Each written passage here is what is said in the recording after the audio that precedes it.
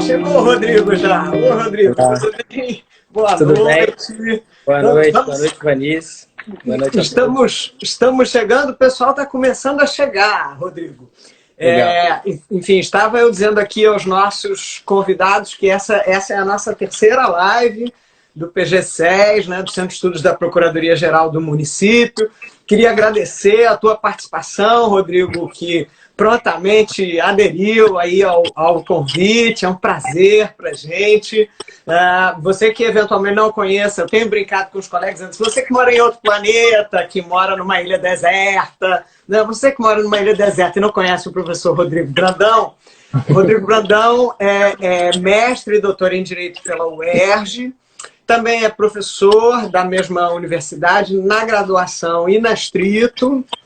O Rodrigo também é procurador do município e já foi assessor de ministro no Supremo Tribunal Federal e é advogado, especialista, autor de várias obras na área do direito constitucional e está aqui para conversar conosco hoje sobre o sugestivo tema de direito de exceção e conflito federativo. Então, eu queria de novo agradecer e te passo a palavra, Rodrigo, com umas primeiras palavras aí de apresentação para a gente fazer o esquenta. Ótimo. Vanice, eu que te agradeço pelo convite, é um grande prazer, de alguma maneira, colaborar com a sua excelente gestão frente ao Centro de Estudos da nossa Procuradoria. É uma colega querida, muito competente, Obrigado. tanto na atuação profissional, na Procuradoria, quanto na academia, tem produzido muito e tudo de muita qualidade. Então, Obrigado. prazer enorme estar aqui com você e discutir algumas implicações constitucionais da pandemia, né? Que são, na verdade, várias, complexas, né? Não há solução pré-pronta. As instituições estão se deparando com problemas complexos, que incluem a própria capacidade do direito, né, de dar resposta a eles. E, enfim, espero de alguma maneira contribuir nesse debate aqui. Só para quem não tem acompanhado eventualmente lives anteriores, quer dizer, a estrutura. Primeiro, o mote dessas lives tem sido uma ideia que no Centro de Estudos a gente está chamando de advocacia pública colaborativa, que é uma lógica segundo a qual as instituições de advocacia do Estado devem se unir nesse momento para um processo coletivo aí de construção de um direito novo que a administração pública como um todo vai precisar, né? E aí a nossa estrutura de trabalho, para você que está nos assistindo, prestigiando aí com a presença, a gente vai dialogar por cerca de 40 minutos e depois disso a gente vai abrir para perguntas, quer dizer, as lives do Centro de Estudos já têm oportunizado perguntas antes, eu já tenho algumas aqui anotadas, mas depois você pode fazer a sua pergunta também. Então, os nossos trabalhos vão se desenvolver assim. Depois disso, ela deve ir para o canal do YouTube da PGM, então você poderá revisitar lá a live. Mas já indo ao assunto, Rodrigo, quer dizer, o nosso texto constitucional, quer dizer, o nosso título da nossa conversa hoje é Direito de Exceção e Conflitos Federativos. E o texto constitucional tem lá um conjunto de institutos que são típicos de momentos de exceção. E esta circunstância em que a gente está vivendo agora, de outro lado, tem proposto uma série de ordens de exceção, né? Então a gente tem, sei lá, a MP 926, sobre a qual fizemos uma live com o Rafael, uma ordem de exceção das contratações por emergência. Você tem a MP 936, né, das relações de trabalho, que está sendo examinada ainda agora também pelo Supremo Tribunal Federal. Tem um PL para as relações privadas, né? Então, assim, na tua visão, a gente pode falar mesmo num direito de exceção? Quer dizer, estamos vivendo uma era de um direito de exceção? Como é que você vê isso? Olha, eu acho que essa é a premissa fundamental desse nosso bate-papo, né? Ou seja, de que maneira o estado de necessidade que o combate à pandemia gera implica a relativização ou de determinadas normas jurídicas ou do direito como um todo, né? Aí remete, evidentemente, ao conceito de estado de exceção, que remonta ao Carl Schmitt, na teologia política, e que foi recentemente retomado pelo Giorgio Agamben, né? Um filósofo italiano que tem um trabalho clássico sobre isso. O trabalho do Agamben eu acho muito relevante porque ele destaca, primeiro, que resgata um brocardo latino que, enfim, é inevitável, no sentido de que a necessidade faz sua própria lei.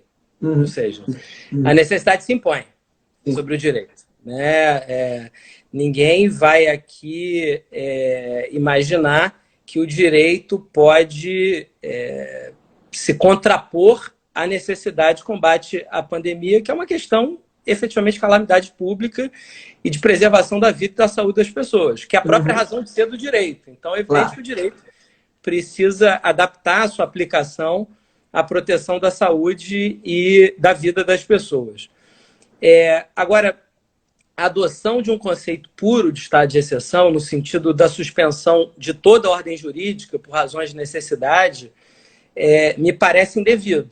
Né? Ou seja, até pelos perigos que a gente conhece do uso abusivo desse conceito, primeira metade do século XX, particularmente na década de 30, os regimes nazifascistas, a ideia de embalados pela crise econômica da década de 30, o quanto essa ideia ensejou experiências totalitárias que, com o segundo pós-guerra, enfim, a ideia de que o direito, de alguma maneira, baliza, ainda que situações de exceção, se impôs. Eu acho que é uma ideia que deve ser mantida, porque é uma ideia essencial ao constitucionalismo. Então, para responder essa pergunta de maneira objetiva, me parece que a necessidade, que é inequívoca do momento, implica a relativização da aplicação de determinadas normas jurídicas para preservar a saúde e a vida das pessoas, que é hoje o bem maior, mas isso não implica a relativização do direito como um todo.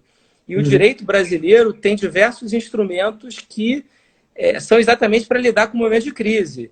Calamidade pública, que já foi decretada, estado de defesa, estado de sítio, dentre várias outras. Uma das coisas que eu tenho comentado a propósito disso, que me aflige um pouco, é que a gente está tendo várias figuras, vários regimes paralelos, né? Então, a gente está criando um convívio de regimes em várias ordens, cuja zona de superposição e o momento do término é complicado, né? Então, assim, quando eu penso na própria questão da dispensa por emergência, né? Para contratações tendentes ao combate à pandemia. Aí a gente já tem uma zona cinzenta, né? E quando começou, a gente sabe que tem a data que decretou o início do estado de calamidade. Agora, quando termina, é que fica complicado, né? Eu acho que esse ponto que você tocou é fundamental. Eu dividiria ele em dois subitens, né? Primeira são os próprios institutos em si, e segundo, a discussão federativa, né? Quanto aos institutos, assim, o que me parece? Primeiro, o decreto de calamidade pública, que foi aprovado pelo Congresso Nacional, ele foi um pontapé inicial fundamental, assim, porque permitiu a relativização de diversas normas e freios da Lei de Responsabilidade Fiscal e há um consenso entre os economistas, até os liberais, estão reconhecendo que é momento de gastar, é momento de aumentar o déficit, não tem jeito. Né? Então, assim, a relativização dessas amarras, ainda que crie um déficit, de fato vai criar, né? E a gente vai pagar isso no futuro, mas me parece inevitável. Então, esse ponto foi fundamental. Outra coisa que a imensa maioria dos economistas, inclusive os liberais, afirmaram era a necessidade de uma intervenção maior no Estado, na economia, para apoiar determinados setores. E essas medidas também vieram. Você pode questionar suficientes ou insuficientes, a melhor ou não, mas fato é que elas vieram significativas, assim, protegendo setores econômicos, profissionais, etc. Então, assim, e depois a gente vai discutir essa questão no plano federativo, as medidas de isolamento horizontal também vieram e que deram uma resposta, a meu ver, no momento adequado para o combate à pandemia. Então, ainda que a gente tenha determinadas situações conflituosas que geram desgastes, e eu acho que isso acontece principalmente em determinados municípios que fecham fronteiras a não residentes, e aí cria problemas graves de circulação e de abastecimento do próprio município. São questões pontuais, assim, mas, no geral, eu acho que a gente tem um arcabouço adequado, arcabouço legal, adequado para o combate à pandemia.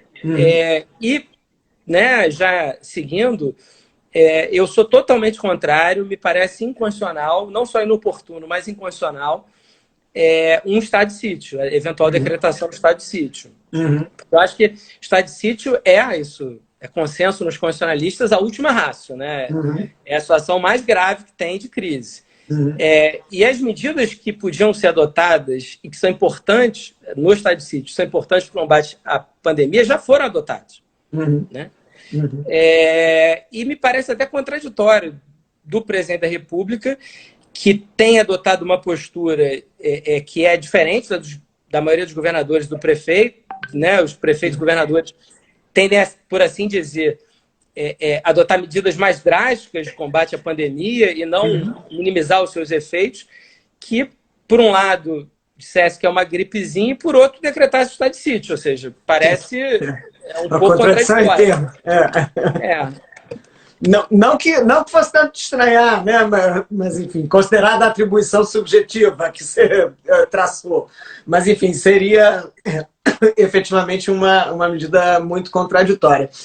Eu acho que um dos efeitos que vamos ver, e até é objeto da nossa próxima live, que é um tema de controle, mas um dos efeitos que esse convívio dessas duas ordens jurídicas pode trazer, que pode ser um efeito positivo, é a gente ter um incremento de um ônus argumentativo da administração. Né? Quer dizer, porque essas ordens paralelas, elas exigem essa evidenciação. Não, isso é uma contratação para a pandemia, isto é uma providência, essa requisição administrativa se destina ao combate da pandemia. Né? Então, para que no day after, que é uma expressão que eu também tenho usado muito, né? No day after da pandemia, você consiga separar o joio do trigo, o que estava na normatividade ordinária, o que estava na normatividade da emergência, ou do que seja, o que vai salvar é esse ônus argumentativo, essa demonstração pela administração pública, né? De que aquela era uma situação distinta que se enquadrava na ordem paralela. Né? Não sei como é que você vê essa questão desse ônus argumentativo que vai surgir aí. Não, eu concordo plenamente. Eu acho que esse ônus argumentativo existe tanto em relação ao conteúdo da medida quanto em relação à duração. Porque, assim, diversas medidas que são adotadas hoje são constitucionais nesse cenário. Num cenário de normalidade não seria.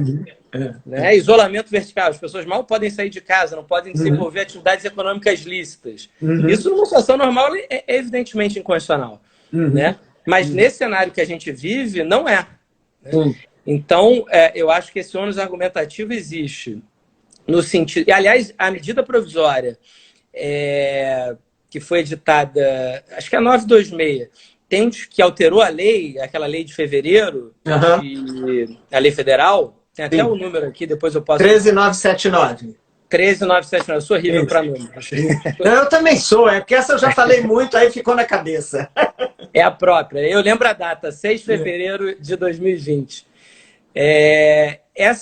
A MP que alterou a lei prevê que as medidas são excepcionais e devem ser justificadas à luz de evidências científicas quanto ao seu teor e à sua duração. Então, me parece que esse ônus argumentativo decorre da própria legislação federal quanto ao conteúdo em si. Essa medida é necessária, ou melhor, há evidências científicas de que essa medida excepcional é necessária nesse contexto, combate à pandemia, e um ônus também em relação ao tempo. Né? Essa medida continua sendo necessária ou já é possível partir para o day after, que você aludiu, né? Para uma relativização e uma aproximação de uma situação de normalidade. Então, eu acho que existe esse ônus em relação aos dois aspectos, conteúdo e duração.